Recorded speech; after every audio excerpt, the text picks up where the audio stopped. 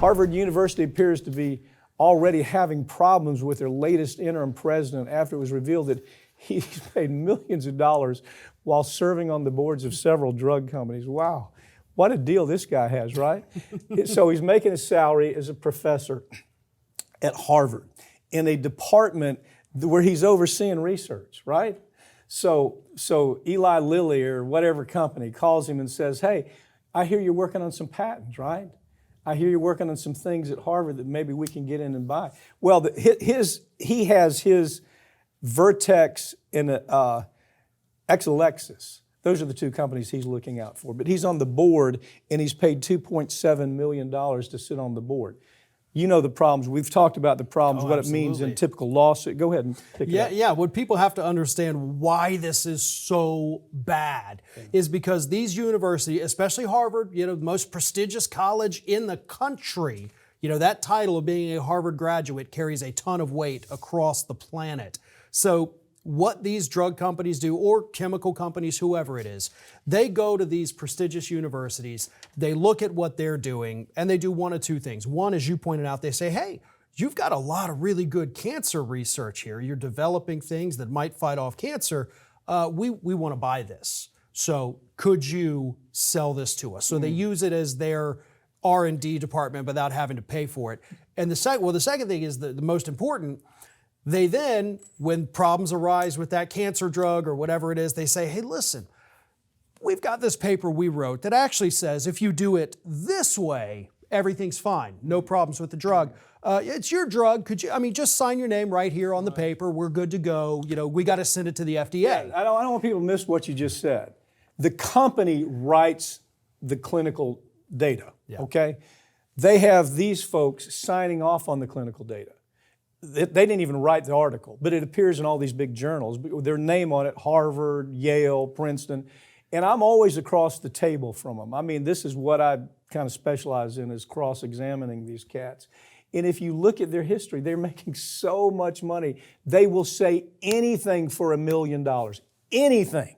I don't think I've ever seen a situation where the conduct and causation is so overwhelming.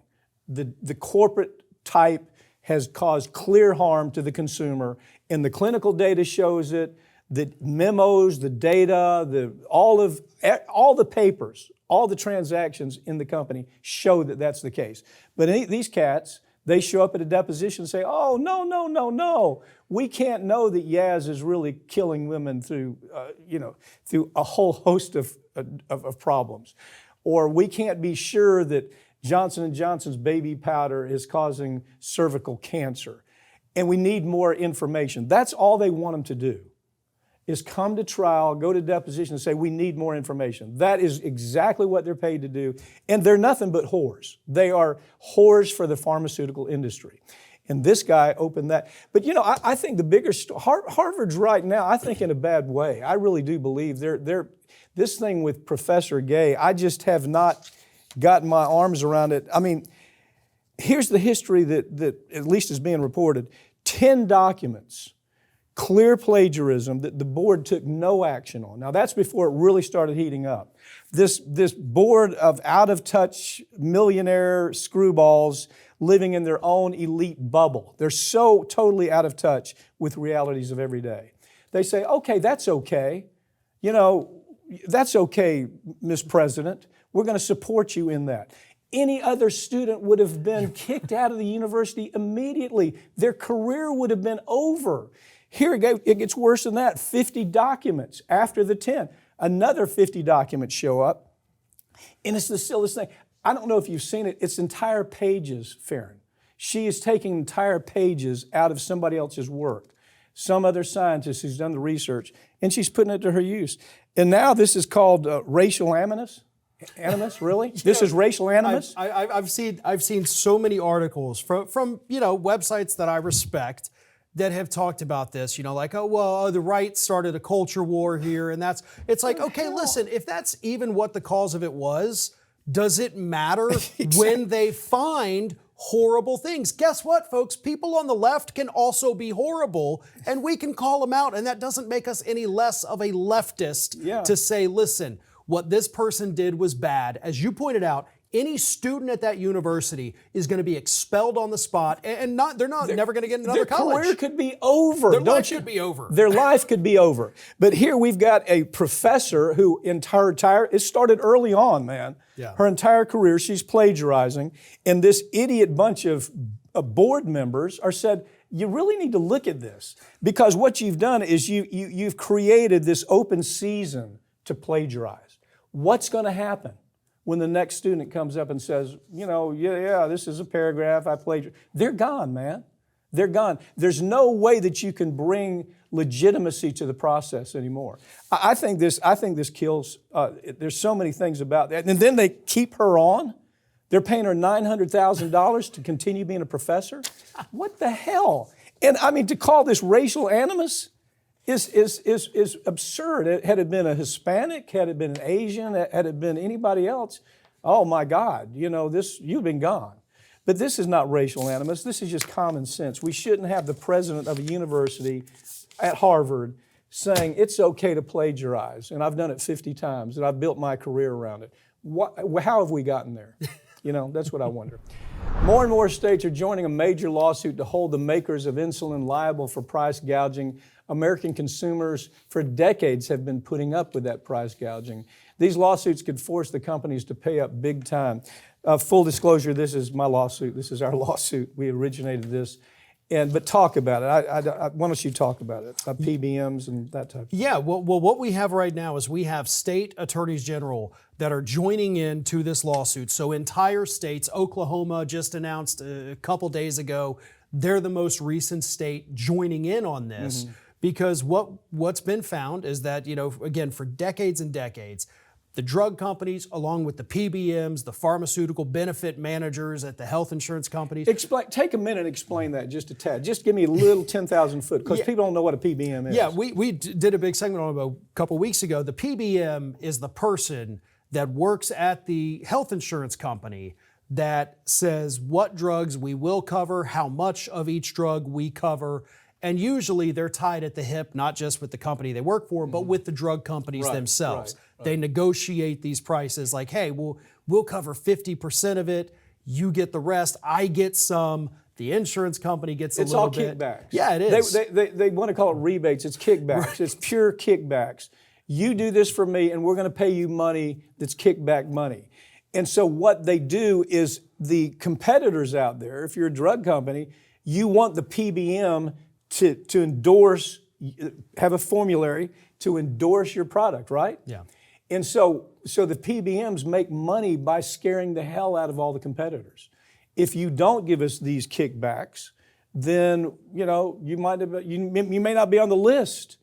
And if you're too cheap, if your price is not high enough, you might not be on the list. Because the PBM makes kickback money based on a percentage of what they're able to put forward, right? Right. And what we found out, again, that this has been taking place with insulin for a very long time, because obviously insulin is one of the most widely used drugs in the United States. Millions of people every day are taking insulin. So yeah, the the health insurance companies pretty much have to cover it. So these PBMs and the drug companies have all the power to set the price.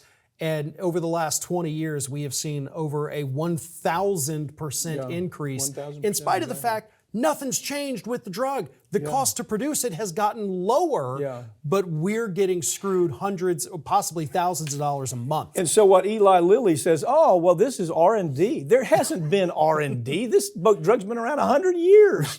Matter of fact, the interesting part about the guy who developed the drug gave it away. He said, I shouldn't have this. This can save people's lives. He gave it away. But then all the bottom feeders, they came in and said, well, you can't give something away. We need to make money. So Eli Lilly made $22 billion on it last year. $22 billion, where people weren't even getting enough insulin to be able to keep themselves healthy because they couldn't afford it. Right, they had to ration it. They had to ration it. $5,000, almost $6,000 is for insulin, what some of these folks are paying. These companies are making $30, $20, $30, $40 billion selling these products, and they still want more. And when you say, well, you need to pay more, they say, oh, no, we can't do that. We have R&D, our research and development. Hell, there is no research and development. But why is it that we don't have anybody in Congress with big enough kahunas to say, look, you got to stop it. Right. This is one that should have been stopped by this administration. Absolutely. And look, they've done studies. They found that the cost of insulin to still give a big profit to the drug companies should be anywhere between $48 and $71 a year. Yeah. And drug companies would still pull in massive profits off of it. Can you imagine having somebody in your family or somebody you know that says, I can only take half of what I'm supposed to take to keep myself alive because I can't afford it?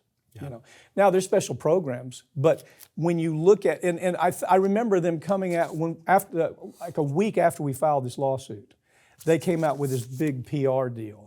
And that's, well, we're going to be lowering. Right. It's smoke and mirrors. They're not lowering anything. They're still making a killing. PBMs are killing this country.